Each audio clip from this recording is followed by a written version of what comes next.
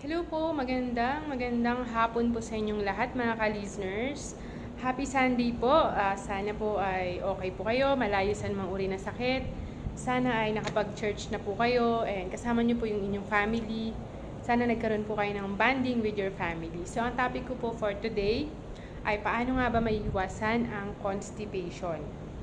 Constipation means less than 3 bowel movements per week. Ibig sabihin, nahihirapang dumumi. Okay po, na sino po yung mga nakakaranas po niyan?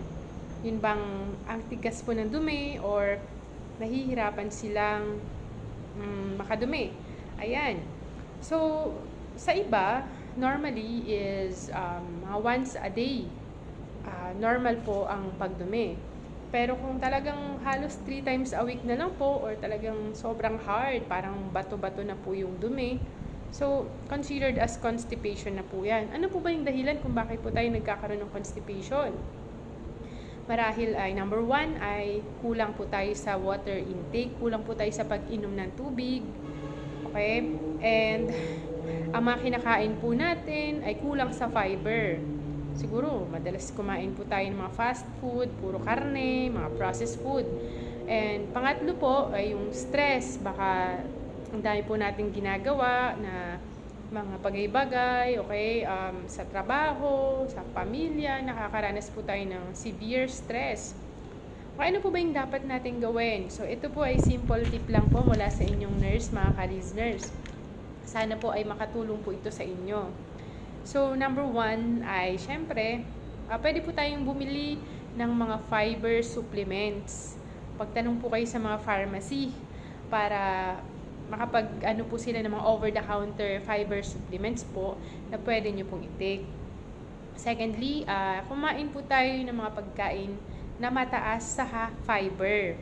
Fiber-rich foods po, mga ka-listeners. Like, sa umaga, pwede po tayo mag-oatmeal, cereals, ayan po, o kaya magprutas po tayo like apple, banana, lahat ng uri ng mga prutas na matutubig. And sa gulay naman po, piliin natin yung green leafy vegetables, broccoli, yung mga ano po, tawag doon yung mga repolyo, basta po lahat po ng mga vegetable, yung mga beans, mga nuts, mga mani, ayan, mataas po sa fiber na makakatulong po para magkaroon po ng volume yung ating dumi, madali po natin itong ilabas. Siyempre, kung meron pong dapat kainin, meron din po tayong iiwasan, mga ka-listeners, para makadumi po tayo. Siyempre, iwasan po natin yung mga pagkain ng mga chichirya, ng mga karne, ayan, karne ng baboy, ng baka, lahat ng karne po, iwasan muna po natin, pati yung mga fast food. Okay, yung mga burgers, yung mga chicken, ayan, fried chicken, or yung pati yung mga processed food, katulad po ng mga hotdog, longganisa, lahat po ng mga nakapack or nakabox sa pagkain na dumaan po sa iba't ibang proseso. Okay po, more on natural food lang po muna tayo.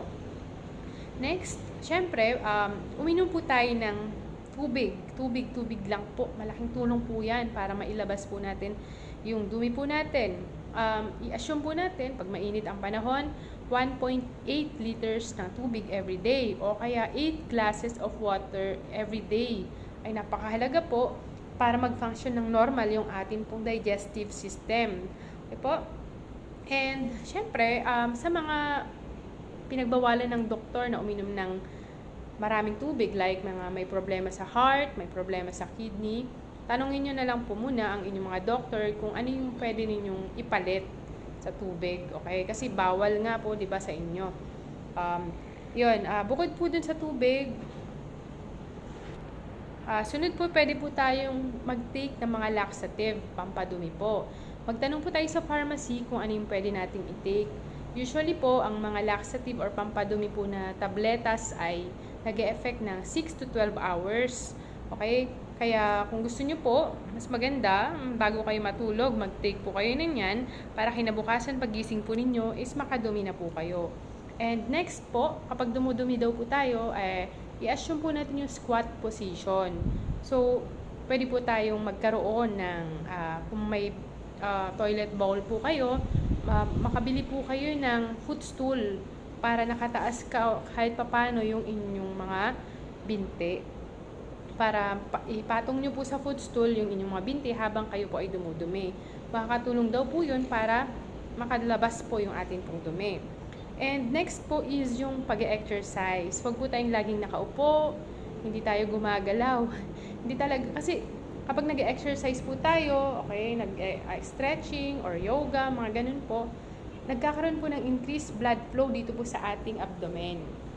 Pagka mataas, nagkaroon po ng blood flow po dyan, kaya mapafacilitate yung paggalaw ng ating pong bituka para makalabas po yung ating dumi. Next po is yung colonic massage.